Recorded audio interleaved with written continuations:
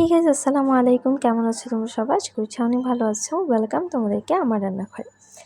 আজকে আমি তোমাদেরকে অসাধারণ একটা পিৎজা রেসিপি করে দেখাবো। এটা হচ্ছে নুডলসের ডিমের অমলেট পিৎজা।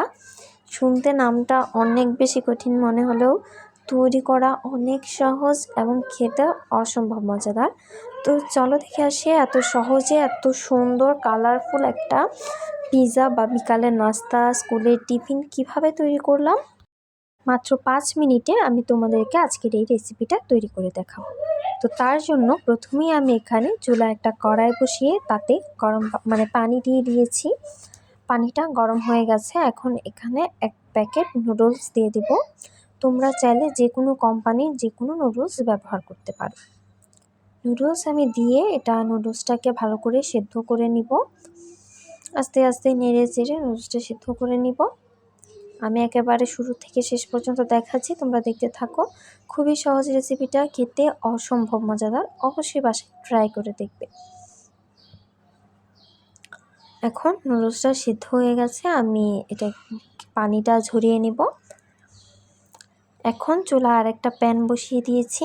আর এদিকে আমি গাজর গ্রেট করে নিয়েছি, দেখতে পাচ্ছ লম্বা লম্বা করে নিয়েছি। কাঁচামরিচ কুচি, ধনিয়া পাতা কুচি, পেঁয়াজ কুচি আর টমেটো কুচি।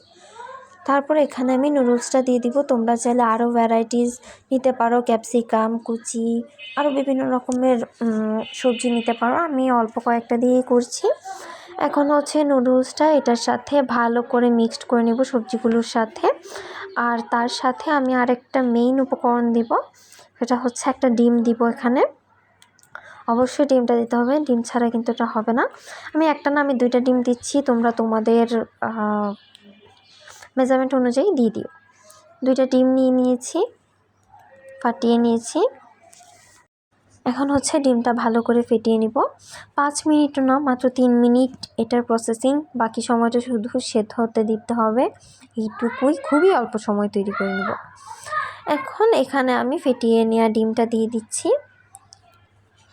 এখন ভালো করে এটার সাথে মিক্সড করে নিব। আমি ভালো করে মিশিয়ে ফিরে আসছি।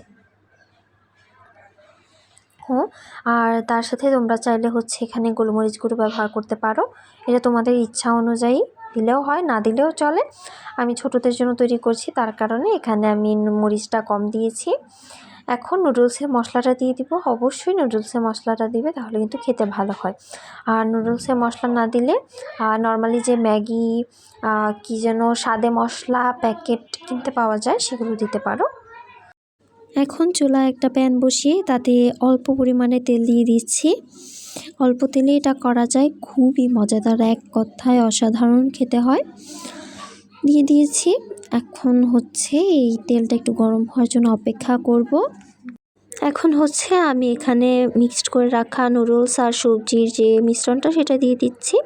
এখানে আমি বিভিন্ন রকমের কালারফুল সবজি ব্যবহার করেছি। দেখো কতটা কালারফুল হয়েছে। ছোট বাচ্চারা কিন্তু এটা একবার দেখলেই খেতে ইচ্ছা করবে, কারণ বাচ্চারা কিন্তু কালারফুল জিনিস খুব বেশি পছন্দ করে। তার জন্য এখন হচ্ছে ঢাকনা দিয়ে 2-3 মিনিটের জন্য একটু ঢেকে রাখবো। এই নিচটা হয়ে গেলে, এক পিঠ হয়ে গেলে উল্টে দিব, আরেক পিঠ হয়ে গেলে নামিয়ে নিব। এখন এটা উল্টানোর সহজ একটা উপায় বলি। প্লেটটা এরকম করে উপরে ধরবে, ধরে উল্টে ফেলবে। তারপর শুধু এটাতে আরেকটু তেল দিয়ে দিয়েছি আমি, যাতে এই পিঠটাও ভালো করে হয়। এখন প্লেট থেকে সরাসরি এরকম করে নামিয়ে দেবো, তাহলে খুব সহজে উল্টানো যায়, ভেঙে যায় না আর কি। তো মুচমুচে হয়ে গেছে। এখন আরেকবার এই পিঠ হয়ে গেলে শুধু নামিয়ে নেব। দেখো এই পিঠও হয়ে গেছে, এখন নামিয়ে নেব। খুবই সহজ বানাতে, তৈরি করতে খুবই মজাদার হয়। তো গাইস তৈরি হয়ে গেছে। এখন শুধু পিৎজার মতো করে স্লাইস করে কেটে নিলেই ডান। তো বন্ধুরা, কেমন লাগলো তোমাদের আজকে আমার এই পুরো ভিডিওটা? আশা করছি ভালো লেগেছে। ইউনিক রেসিপিটার জন্য ভিডিওটাতে একটা লাইক করে শেয়ার করে দাও, যাতে অন্যরাও এটা তৈরি করতে পারে।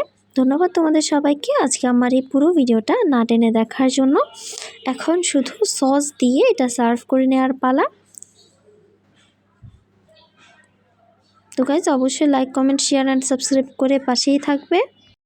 অবশ্যই ট্রাই করবে। তো গাইজ ধন্যবাদ তোমাদের সবাইকে আজকে আমার এই পুরো ভিডিওটা না টেনে দেখার জন্য। সকলে ভালো থাকবে, সুস্থ থাকবে। আল্লাহ হাফিজ।